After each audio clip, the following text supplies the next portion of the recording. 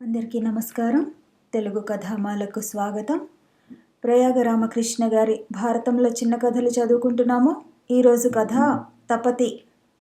లోకాలన్నింటికీ వెలుగునిచ్చే సూర్యభగవానుడు విశ్వకర్మ కుమార్తె సంజని పెళ్లి చేసుకున్నాడు. వారికి కాలింది, యముడు అని 2 పిల్లలు కలిగారు. రాను రాను సూర్యుడితో కలిసి బతకటం సంజకు కష్టమైంది. ఆయన తేజస్సును ఆమె భరించలేకపోయింది. భర్తకు సేవలు చేసే బాధ్యతను తన పరిచారిక ఛాయకు అప్పగించి ఆమె తపస్సు చేసుకునేందుకు అడవులకు వెళ్ళింది. సంజ రూపంలో ఛాయ సూర్యుడికి చాలా కాలం సేవలు చేసింది. ఆమెకు సూర్యుడి వల్ల శనీశ్వరుడు తపతి కలిగారు. తపతి అందాల బొమ్మ, సుగుణాల ప్రోగు. ఆమెకు యుక్త వయసు వచ్చేసరికి మరింత అందంగా తయారైంది.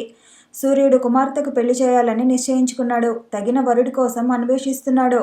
ఒకరోజు సంవరణుడు తపతిని చూశాడు. ఈ సంవరణుడు చంద్రవంశరాజు రుక్షిణి కుమారుడు. పర్వత ప్రాంతాలలో పగలంతా వేటకై తిరిగి అలసిపోయి సంవరణుడు కమలాలు, కలహారాలతో కూడిన ఒక సరస్సును చేరుకున్నాడు. అక్కడ దేవకన్యలు ఆటపాటల్లో మునిగి ఉన్నారు. వారందరిలో తపతి మొగలిరేకుల మధ్య మెరుపు తీగలా ఉంది. సంవరణుడు శిలాప్రతిమలా తపతినే చూస్తూ నిలబడిపోయాడు. చూసిన కొద్దీ ఆమె పట్ల అతనికి అనురాగం అధికమైంది. ఆమె దగ్గరగా వెళ్ళి, సుందరి, నిన్ను చూసిన క్షణంలోనే నేను నీకు దాసుడనయ్యాను, నన్ను కనికరించు అని బతిమాలాడు. అతను అలా అంటూ ఉండగానే తపతి మాయమైంది. ఆమె కూడా మన్మథాకారుడైన సంవరుణ్ణి మోహించింది. అతన్ని చూసిన క్షణం నుంచి ఆమెకు మనసు స్వాధీనంలో లేకుండా పోయింది. రాజధాని ప్రతిష్టా నగరానికి వెళ్ళిన సంవరుణ్ణికి నిద్రాహారాలు లేవు. ప్రజల మంచి చెడ్డలు పట్టించుకోవటం పూర్తిగా మానేశాడు. తపతి తప్ప మరో ధ్యాస లేదు.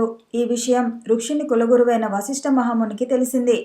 సూర్యపుత్రి తపతి కోసం అతను తపిస్తున్నాడని మహాముని గ్రహించాడు. నీ మనోరథం నెరవేరుస్తాను, దిగులు మానుకో అని సంవరణుడికి చెప్పి వశిష్ఠుడు యోగబలంతో ఆదిత్య మండలానికి వెళ్ళి వేద మంత్రాలతో సూర్యభగవానుడిని ప్రసన్నం చేసుకున్నాడు. భాస్కరుడు మహర్షిని సాదరంగా ఆహ్వానించి ఆతిథ్యం ఇచ్చి, మునివర్య, మీ రాకకు కారణమేమిటి అని అడిగాడు. రుక్షిణి కుమారుడు సంవరణుడు నీ కుమార్తె తపతిని చేపట్టాలనుకుంటున్నాడు. అతను నిర్మల యశస్కుడు, ప్రజారంజకంగా పాలన చేస్తున్నవాడు, పెద్దలు గురువుల ఎడ విశేష గౌరవం కలిగినవాడు, వేదాలను శ్రద్ధగా నేర్చుకున్నవాడు, అన్నింటికీ మించి నాకు ప్రియాతి ప్రియమైన శిష్యుడు. అతనికి నీ కుమార్తెనిమ్మని అడగటానికి వచ్చాను అన్నాడు వశిష్ఠ మహర్షి. సూర్యుడు సంతోషంతో సమ్మతించి తన కుమార్తె తపతిని వశిష్ఠుడి వెంట సంవరణుడి దగ్గరకు పంపాడు. ప్రతిష్టానపురంలో వారిద్దరి వివాహం వశిష్ఠుడి ఆధ్వర్యంలో అతి వైభవంగా జరిగింది. సంవరణుడు తపతిని పెళ్లి చేసుకున్నాక రాజ్యపాలనంతా మంత్రులకు అప్పగించి నదీ పర్వత ప్రాంతాలలో భార్యతో ఇష్టభోగాలు అనుభవిస్తున్నాడు. అలా 12 ఏళ్లు గడిచాయి. రాజు యజ్ఞ యాగాది ప్రజాహిత క్రతువులు చేయకుండా విషయలోలుడే ఉన్నందున అతని రాజ్యంలో అనావృష్టి ప్రబలింది. తిండి బట్ట కరువై ప్రజలు దేశాంతరం వెళ్ళవలసిన దుస్థితి కలిగింది. అప్పుడు వశిష్ఠుడు సంవరుణ్ణి సతీ సమేతంగా నగరానికి తీసుకువచ్చి పుణ్య స్నానాలు చేయించి శాంతి క్రతువులు నిర్వహింపజేశాడు. ఇంద్రుడు సంతోషించి వర్షం కురిపించాడు. దేశం మళ్ళీ సుభిక్షమైంది.